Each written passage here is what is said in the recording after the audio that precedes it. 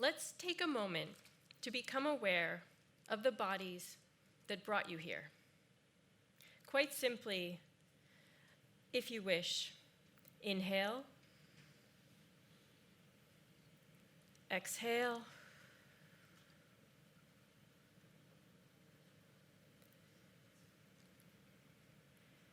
I am a dancer. I have been a dancer nearly my entire life. I live dance. I think dance. I teach dance. I eat dance. You get my drift. So when I tell someone what I do, and they ask me, oh, what kind of dance? I'm always taken aback. I can lay out my CV and tell them ballet, modern, postmodern dance. But this hardly does justice to what I mean when I say I am a dancer. It doesn't just mean the genres or styles that I perform on a stage that seem to evaporate once I exit. A deep commitment to an art form is so much more than that. Being a dancer affects how I see the world. It affects how I experience everything. I'm going to share with you 6 stories, short, pithy, young, old, from Lincoln Center to Grand Central to West Africa to a physics lab with laughter, love, tears, nostrils will be in there, that will show you the world through a dancer's eyes, through my eyes. Are you ready? Story number 1, dance is not always glamorous. I started out my career at New York City Ballet as an apprentice. We were at the bottom of the heap. We performed roles that nobody else wanted, certainly not roles you could imagine a young ballerina aspiring to perform. I played a monster in the ballet Firebird. Firebird is an old ballet. It premiered in 1910 with music by Igor Stravinsky. The version I performed in at New York City Ballet had choreography by Jerome Robbins and George Balanchine, 2 greats of the 20th century. The costumes and set had been designed by Marc Chagall, a world-famous visual artist. Let me tell you what it's like to step into the imagination of 2 famous choreographers and a world-famous visual artist. As monsters, we wore foam-padded costumes that went out to here, with exaggerated hips, buttocks, and anatomy. I had a monster head that rose 3 feet above my own. I had a face mask the consistency of cheesecloth. I could barely see. The movements for my group of monsters involved a lot of stomping and hurting around. And at the end of the dance, I grabbed my best friend Pauline, who was also an apprentice, and we whirled around and around and around and around, laughing hysterically, flung ourselves out on the stage in a heap. But from that perspective, once I was down there, I realized I had the best seat in the house. Flat on my back, through the cheesecloth, I could see the ballerina playing the Firebird.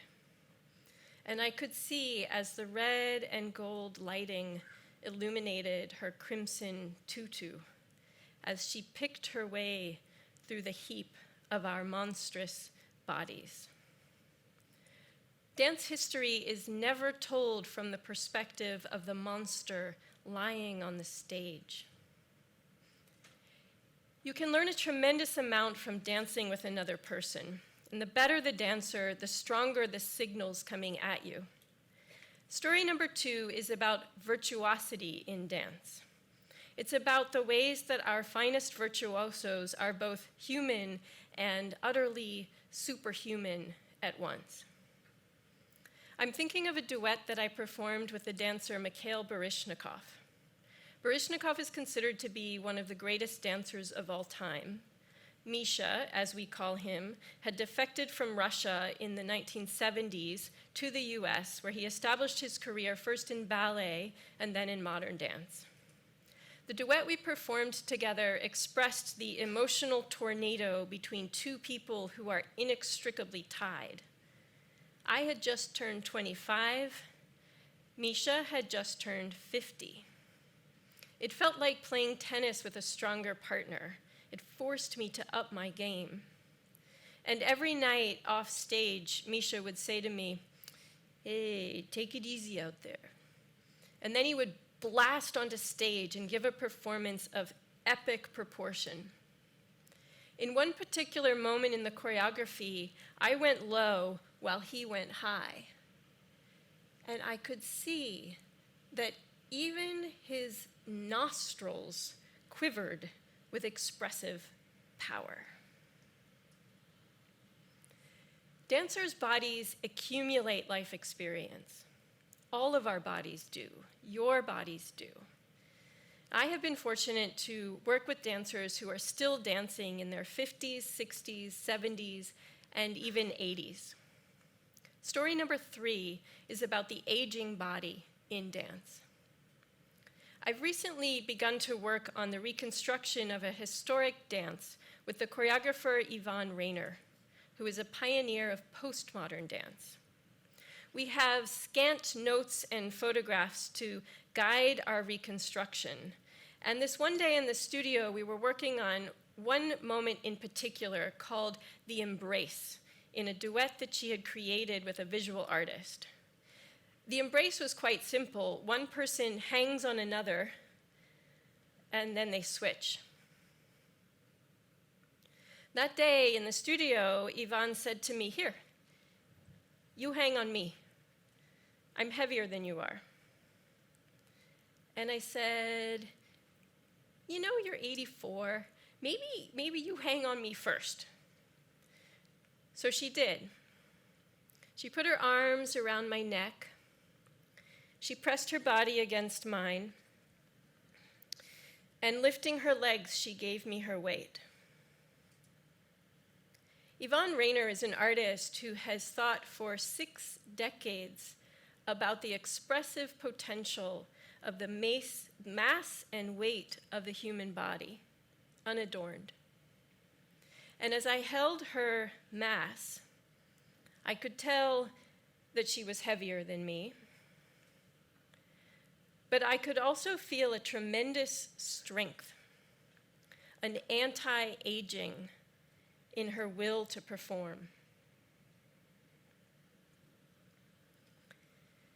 Dance happens in the world, and thus it is an excellent way to research the world, whether that means researching, getting to know something about another body who is different from you in age and background, traveling to a far-off place to see how they dance there, or investigating a site in your very own backyard.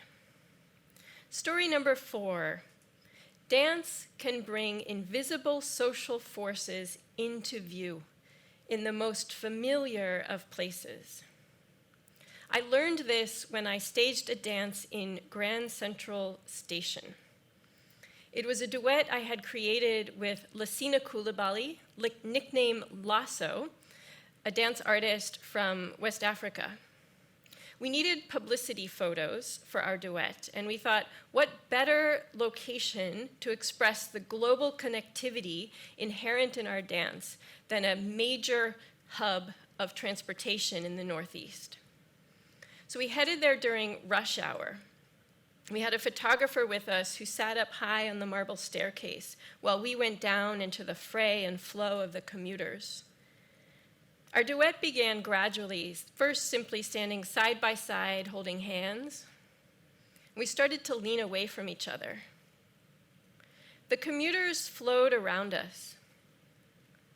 The steeper the lean, the more space they gave us, without diverting their focus. When the angle of my lean became so steep they couldn't look away, they started to do double takes.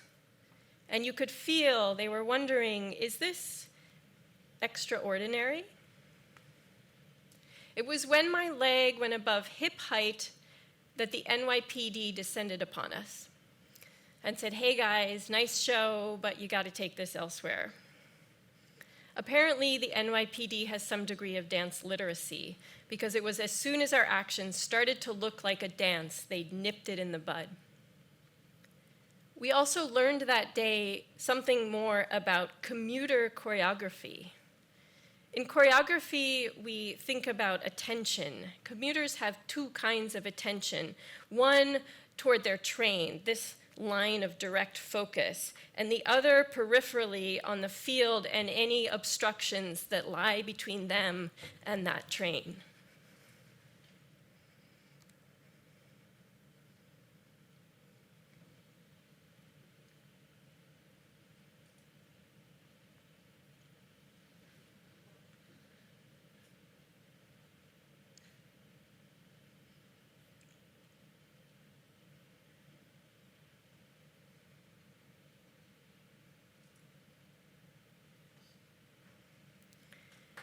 Grand Central organizes the flow of movements. Dance can also resist or disrupt group behavior. It can resist cultural norms. Story number 5 is about dancing when someone has told you you shouldn't. A number of years ago, I mentored a group of young women in West Africa who wanted to be choreographers. Their families told them they should get married to fit into the cultural and religious norms. They wanted to be artists. In our time together, I tried hard to make space for them to work and get out of their way. In one exercise I gave them, I invited them to speak while performing their choreography. The movement could inform their words and associations. The first dancer got up and took the center of the floor, and she began to move and speak. And she started to cry. The next dancer got up, began to move and speak, and tears welled up, and she ended the dance in tears. One by one, the dancers took the floor, moved, spoke, and cried. Speaking while moving brought up the stories that they had used as inspiration for their choreography. These were stories about trauma, about grieving a lost parent, about profound familial love, and the necessity of resisting that love.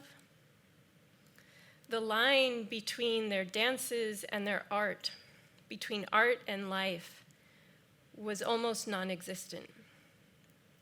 By the end of the session, we were all in tears. The 6th and final story is closer to home. Home in the sense of my own home university, but not yet back in a dance studio. This year, I have been an artist in residence at a physics lab. The laboratory studies the invisible universe, things like dark matter, neutrinos, the cosmic microwave background. I keep returning to one lab in particular, which is working on ways of sensing dark matter on Earth. I sit with the postdocs and watch as they perform what I think of as tiny choreographies. Using laser beams, they capture microspheres and try to guide their movements. Some microspheres are stilled in the light. Others are made to rotate rapidly. Still other microspheres escape. What am I, with my dance knowledge, doing in this physics lab? Movement pervades our cosmos, from the macro to the micro to the subatomic. Everything is in motion. I think of the scientists' research as a kind of micro-choreography. In their organization and disciplining of micro-bodies, repeated over time, may yield insights into the nature of the universe. Dance is a form of research that may yield insights into the nature of the universe too, if you know how to tune your minds, and your bodies. Dance connects us to others. It connects us to our surroundings. It connects us to our universe. Think like a dancer, and you may very well discover the meaning of life. Thank you.